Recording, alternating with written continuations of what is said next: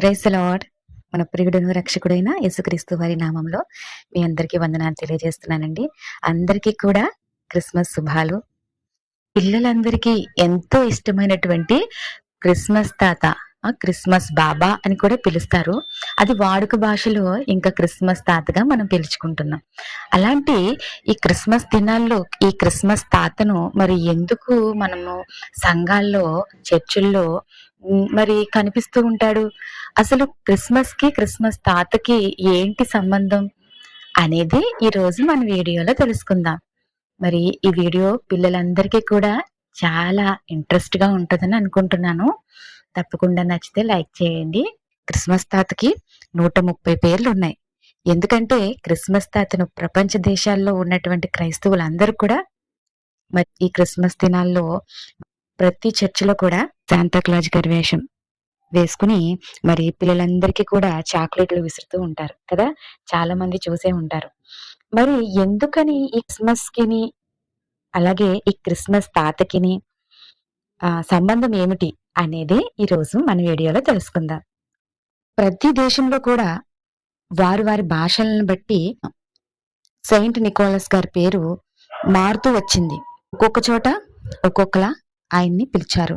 అయితే మన భారతదేశంలో, మన ఇండియాలో ఎక్కువగా శాంటా క్లాజ్ అని, అలానే క్రిస్మస్ బాబా అని, క్రిస్మస్ తాత అని పిలుస్తూ ఉంటారు. అయితే ఈయన మనలాంటి ఒక సాధారణమైనటువంటి మనిషే. కానీ క్రిస్మస్ వచ్చినప్పుడు ప్రతి చోట ఈ క్రిస్మస్ తాత వేషం అనేది వేస్తూ అక్కడ కనిపిస్తూ ఉంటారు. క్రిస్మస్ తాత అసలు పేరు సెయింట్ నికోలస్. అయితే ఈయన చాలా గొప్ప ధనవంతుడు. కానీ ఆయనకు తల్లిదండ్రులు లేరు. వాళ్ళ అంకుల్ గారు ఆయన్ని పెంచాడు. మరి ఈయనలో ఉన్నటువంటి ప్రత్యేకత ఏంటి అంటే, ఈయన ఎంత గొప్ప ధనవంతుడైనా సరే, ఎంత సమృద్ధి ఈయన దగ్గర ఉన్నా సరే, ఆ సమృద్ధిలో సుఖపడేవాడు కాడు.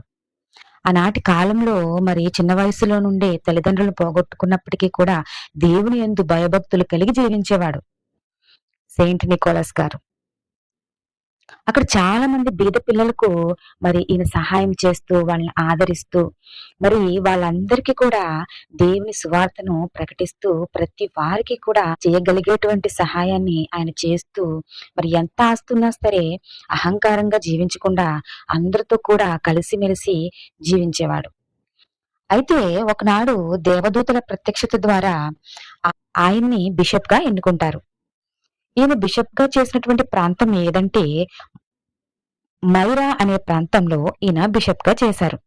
ఇప్పుడు దాన్నే మనం టర్కీ అని పిలుస్తున్నాం.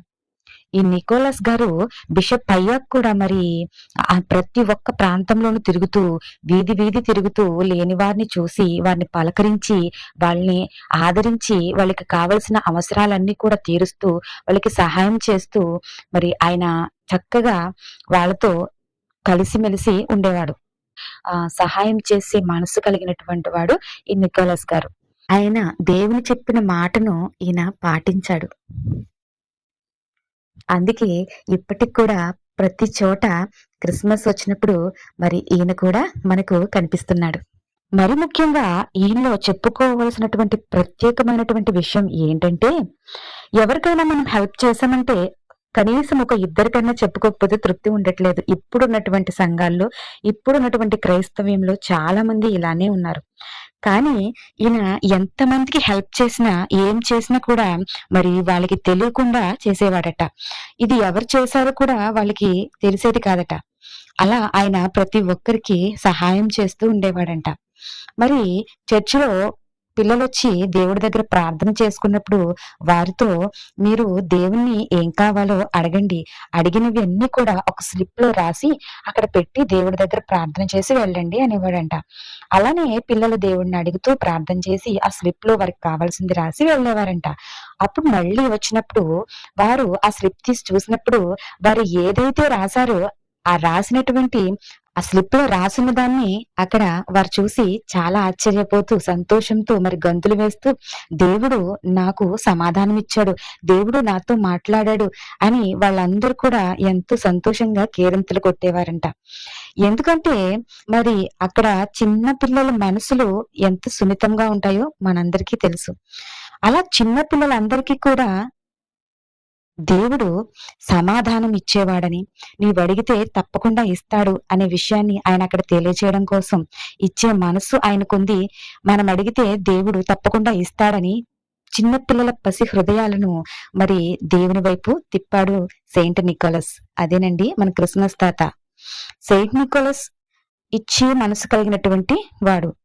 దేవుణ్ణి అడిగితే ఆయన తప్పకుండా ఇస్తాడని మనకి నేర్పిస్తున్నారు.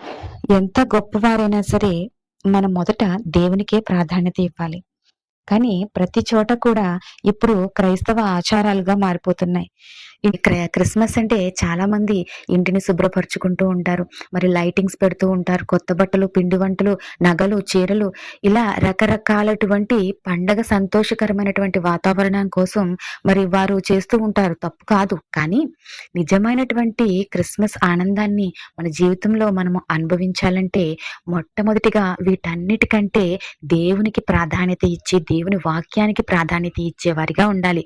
మరి ఈ విషయాన్ని మరి ప్రతి ఒక్కరూ మర్చిపోకుండా ఈ క్రిస్మస్ ని చక్కగా సంతోషంగా మీకున్న దాంట్లో లేనివానికి పెడుతూ సహాయం చేస్తూ, అలాగే దేవుని వాక్యానికి ఎక్కువ వెలిగిస్తూ, దేవుని సన్నిధిలో దేవుణ్ణి స్తుతిస్తూ, ఆయన ఘనపరుస్తూ మరి లోక పాపాన్ని విమోచించడానికై మనుష్య కుమారునిగా ఆయన మన మధ్యలోనికి వచ్చినటువంటి రోజులు కాబట్టి, మనతో జీవించి వెళ్ళిన రోజులు కాబట్టి, మరి స్టార్స్ పెట్టుకోవడం కాదు గాని, మనమే ఒక నక్షత్రముగా అన్యజనుల్లో దేవుని కొరకు ప్రకాశించేవారుగా మరి క్రిస్మస్ తాత ఎంత మందికి హెల్ప్ చేశాడు, ఎంత సహాయపడ్డాడు. మనం కూడా ప్రతి ఒక్కరికి అలా హెల్ప్ చేసే మనసు కలిగి ఉండాలి, ఇచ్చే మనసు కలిగి ఉండాలి.